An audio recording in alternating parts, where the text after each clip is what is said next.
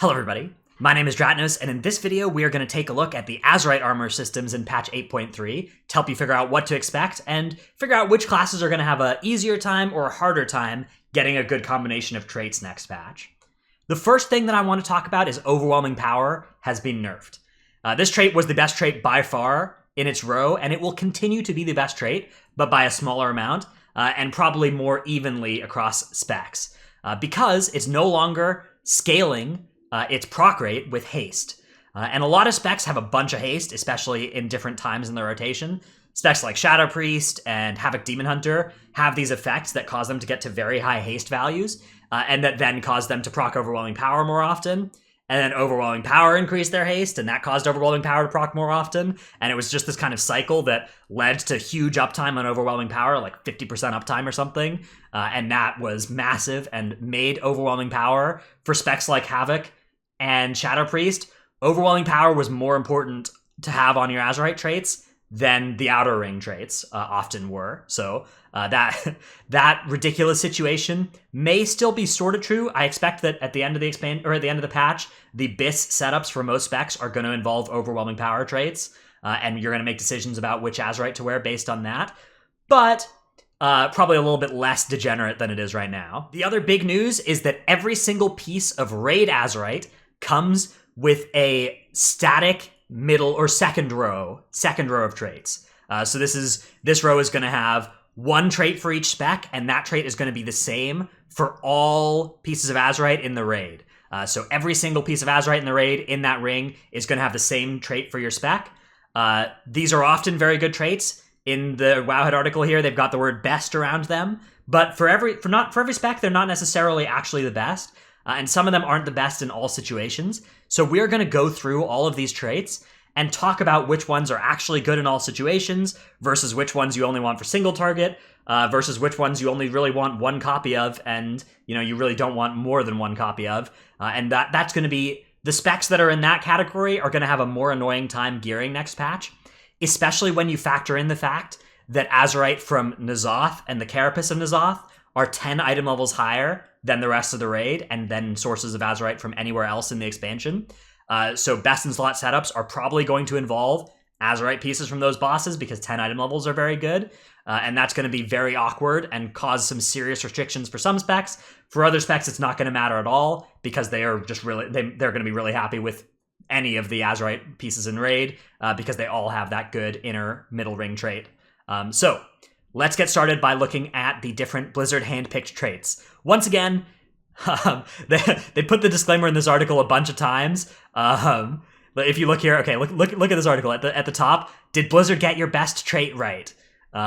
Blizzard has chosen these, not necessarily your actual best traits, not what we think the best traits are for each spec. They kept adding these disclaimers. When this article went live a couple weeks ago, it had like one of these disclaimers, and then the comment section was just people like being like, wow, it's so stupid, they don't actually know what our best traits are. So they kept adding disclaimers, and now there's like 3 paragraphs of disclaimers here explaining that this is not actually, nobody's actually said these are the best traits. It just, that's what it looks like Blizzard is trying to do here. And for some specs, they've gotten it wrong. So, or some specs, there just wasn't an option like that. We'll cover that as we go forward. Let's start off with Death Knight. So Blood Death Knights are getting Bloody Runeblade. Thank goodness, this is the only good Death Knight trait to stack, and it's a good one, so Blood Death Knights are going to be happy, I think, with this one. Frost Death Knights are getting Icy Citadel. This is a trait that they usually only one copy of this is necessary. Multiple isn't bad, but especially in Mythic Plus, you really only play one of this thing, so a medium outcome for Frost. They're not super unhappy, but there wasn't really like a good alternative here anyways. Icy Citadel, a fine choice to put on this row, I'd say. Festermite, great for Unholy in pretty much all cases, so they're happy to have this one here. This one's just their best trait in most situations in the game, so a nice one to have here. Unholy, very happy, I think, this tier. Demon Hunters are getting Furious Gaze for Havoc, best trait in all situations, so they're happy about that. Vengeance is getting Infernal Armor. So on the one hand, this isn't a trait that they stack, really, in most cases. On the other hand, there wasn't really an option that Blizzard could have picked here that would have been a trait like that. Vengeance just generally plays, a bunch of random one-off traits, and then, last year they played Undulating Tides, which obviously isn't coming forward into this patch, so that couldn't have been here. So All in all, I think Vengeance Demon Hunters are going to be unhappy. Not that Infernal Armor was selected, but more that they are just not going to have access to different things on that row, because they'd probably rather all the Azerite pieces have a different Vengeance trait on that row so that they could then get a better mix. All right, let's move on to Druids. Balanced Druids are getting Streaking Stars. Good in all cases, pretty happy about that. Feral Druids getting Jungle Fury, another one that they use in both Mythic Plus and Raid, and are happy to have 3 of, so that works out well for them. Guardian Druids are getting Layered Mane. They don't always want 3 of this thing, but it's definitely a fine choice here, and I think the best one of all the options to go on this row, so I think that Guardians are going to be pretty happy about that. And again, you know, wearing 1 piece of non-raid gear if they only want to play 2 Layered Mane or whatever is totally a valid option, but I think they're going to be totally happy with this Azerite trade here. And Resto Druids are getting Grove Tending. Not all Resto Druid builds want to play 3 Grove Tendings, but it is the most common trait that they do want 3 copies of, besides, you know, High Noon or whatever, which I think it's getting nerfed next patch anyways, so they might not be stacking that thing for damage anyways. So I think a good choice for Resto Druids, although they may look for other sets of Azerites to be able to have access to different kinds of builds that aren't built around Grove Tending. All right, moving on to Hunter. Beast Mastery Hunters are getting Dance of Death, which they are happy about. They use that in all cases, so stacking 3 copies of that is something that they totally do. Marksmanship is getting Surging Shots, which they do not stack. Using 1 copy of this trait is not unheard of, but it's actually more common than not that they don't even play this trait at all. So this one is going to be bad news, I think, for Marksmanship Hunters. Similarly, Survival is getting Wilderness Survival. This is something that having 1 trait of is not bad for them, especially in Mythic Plus. They'll almost always play the 1 for the cooldown reduction on Wildfire Bomb. But in raids and stuff, that 1 is even optional, and stacking up to 3 is not something that they're likely to want to do. So Marksmanship and Survival here getting pretty weak options. Something like In the Rhythm for Marksmanship Hunters, and Latent Poison or something for Survival, or what's this one? Blur of Talons. Those ones would have been much more likely to be used in some or all cases than these 2 traits. Moving on to Mage. Arcane is getting Galvanizing Spark on all their Azerite. This one is not bad for single target, although it's not actually the most common build among high parses on single target. That's actually the Equipoise build. So this is, I think it's something they're not going to be too unhappy about in single target, probably. They are, I think, going to be pretty unhappy in Mythic Plus, where something that enhances Arcane Blast, a single target only ability, is not something they're going to be too interested in. So the raid pieces probably not going to be good Mythic Plus pieces for Arcane. Fire is getting Blaster Master. That's great. They love having 3 copies of that thing in all cases, so that's good news for Fire. Frost is getting Flash Freeze. This is a good one for a single target build that they have, but they're not going to be too happy in Mythic Plus with this thing. They would probably prefer to see something like Packed Ice in this slot for Mythic Plus gear, so raid gear for Mage looks like it'll mostly be Fire gear for Mythic Plus, and if you want to do Mythic Plus on one of the other specs, you're probably going to need to seek out some Azerite from other sources. Brewmaster Monks are getting Training of Nuzao, a good trait for them that they're happy to stack. In fact, the only trait that they really consistently stack multiple copies of, so a good choice there for Brewmasters. They're going to be happy about that. Mistweaver is getting Secret Infusion, another good trait that they're happy to have multiple copies of, so Mistweaver happy too. And Windwalker getting Open Palm Strikes, also just the best thing to stack 3 copies of in all cases, so all 3 monk specs are going to be happy with Raid Azerite, I'd say, in both Mythic Plus and Raid. Paladins are getting Glimmer of Light for Holy Pallies. That's a no-brainer. They love Glimmer of Light. That's their best trait. It'll continue to be even post-nerf. So that's going to be good news for Holy Pallies gearing up here. They're going to have a lot of good options of Azerite from the Raid. Protection Paladins are getting Soaring Shield. This one's a little bit less good. I mean, it's not like Soaring Shield is awful to have multiple copies of, but generally it's something that really only that first copy of is really important, and multiple copies of it is just some pure stats, and instead they'd rather stack something like Bulwark of Light for defensive value. But Soaring Shield on all the pieces of Azerite, it's not going to be too bad. They may end up seeking out a slightly different kit that uses some raid pieces and some non-raid pieces, so that they can get access to something like 3 Bulwark of Light as well. Retribution Paladins are getting Light's Decree. This is actually a really good choice for them for Mythic Plus. They love having 3 copies of this thing in Mythic Plus. So that's going to be nice for rep pallies building M+ sets.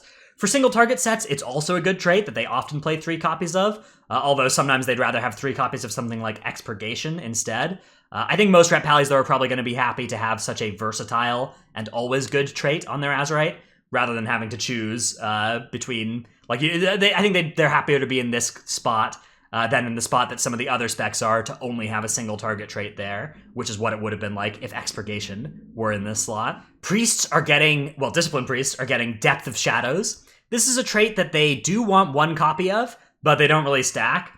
But there aren't really any Disc Priests that they do stack. Most of the Disc Priest traits kind of suck, and the trait that they are most likely to stack is actually a shadow trait called Death Throes. So, I guess they would probably be happiest if that was on all the pieces of gear in this slot, but they'll have to settle with Depth of Shadows being there instead.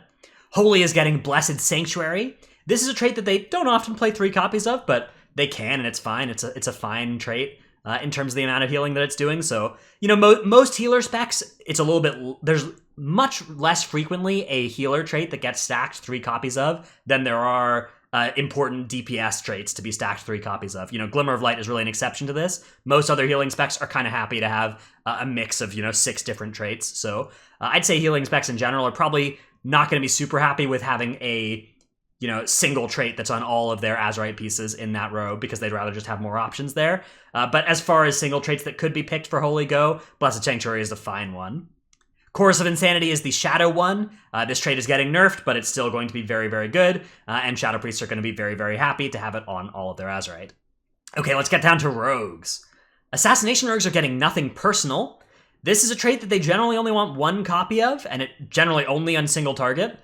Multiple copies on single target is not bad. They may end up playing that next tier, because that's just going to be likely to be the Azerite that's available, and it'll be the Azerite that's 10 item levels better than everything else at the ones that drop from N'Zoth and Carapace and N'Zoth. So that might end up being the build they play on single target, but something like Double Dose is actually something that they would prefer to stack on single target, usually. Or something like Shrouded Suffocation is a versatile single target and AoE thing. Or Echoing Blades is an AoE trait. Nothing Personal, it's tough. There's not really a good option for Assassination Rogues for what could have gone here that would have made Rogues happy in both single target and AoE situations. They generally play 6 different traits in Mythic Plus versus in Raid. So the main thing to take away from this is that it's probably just bad news for Rogues getting Mythic Plus gear from Raid. They are instead going to need to search for Mythic Plus gear from other sources if they want to play Assassination in Mythic Plus. Because there's, Nothing Personal is not a trait that they are interested in that format. Outlaw's getting Deadshot. I've seen some complaining that Deadshot here is not Ace Up Your Sleeve. Ace Up Your Sleeve has been a little bit of a better trait than Deadshot for the past couple months, but honestly, both of these traits are very, very good, and I don't think there's much room to complain here. This is a trait that's good in single target, good in AoE. Outlaw Rogues are going to be happy to have this on their Azerite compared to some of the other specs, like Subtlety, that's getting the First Dance. The First Dance is a very good trait to have 1 copy of, and future copies of it are not good at all. And nobody wants to play more than 1 copy of the First Dance, so Subtlety Rogues are going to be struggling to get a good combination of traits if they're using Azerite from the Raid, and we'll probably need to supplement it with Azerite from other sources. Elemental Shaman are getting Igneous Potential, their best trait. They are happy about that.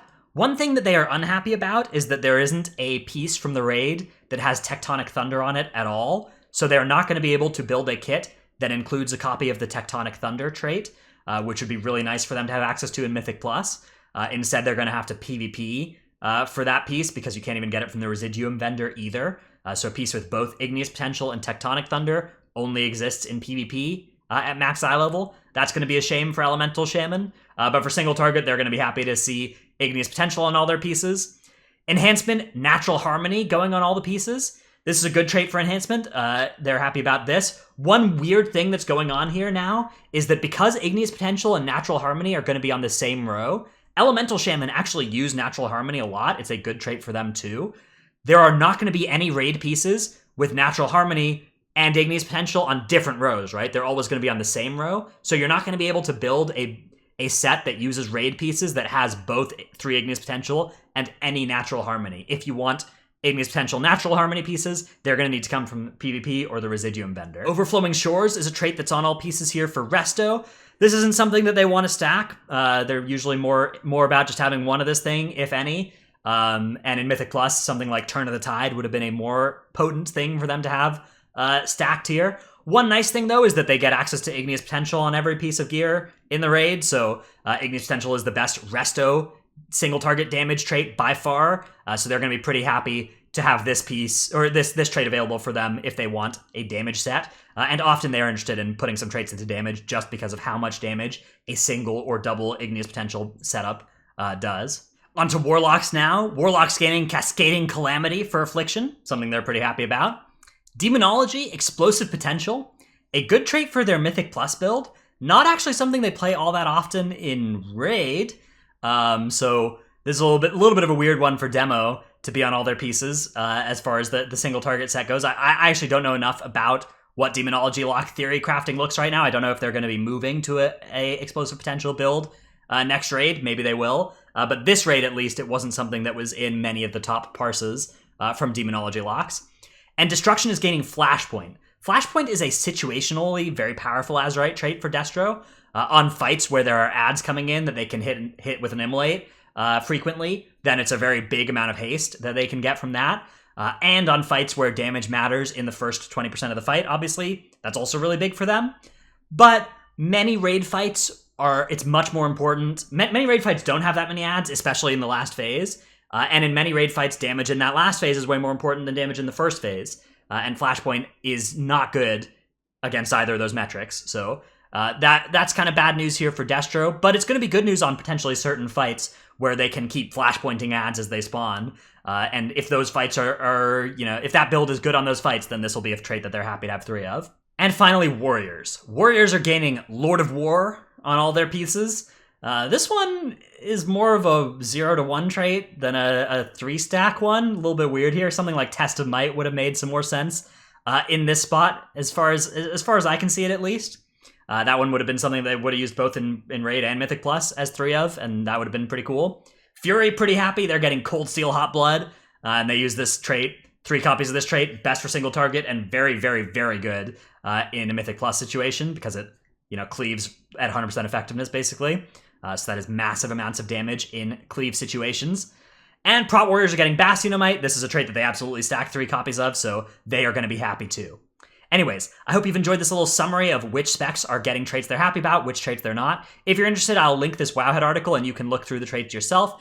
And one thing that matters is the specific Azerite pieces, especially the pieces that come from N'Zoth and Carapace and N'Zoth, because those ones are 10 item levels better than the other ones. So having those be your good traits are going to be very important.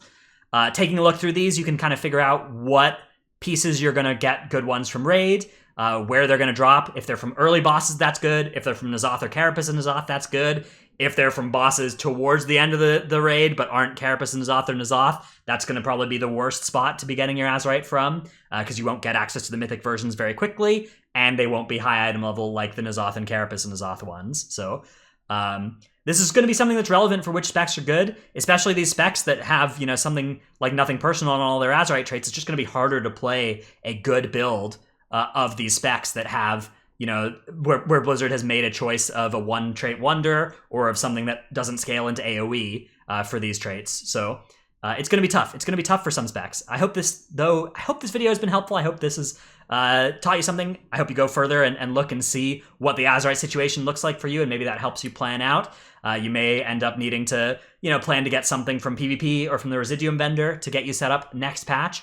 One thing that's worth noting is that it's not like you can only get this trait on the Azerite. Like, if you wear Raid Azerite and it has a trait that you don't like, there is an option in this ring. So like this ring for Priest, right? This is the Chorus of Insanity, Blessed Sanctuary, Depth of Shadows ring.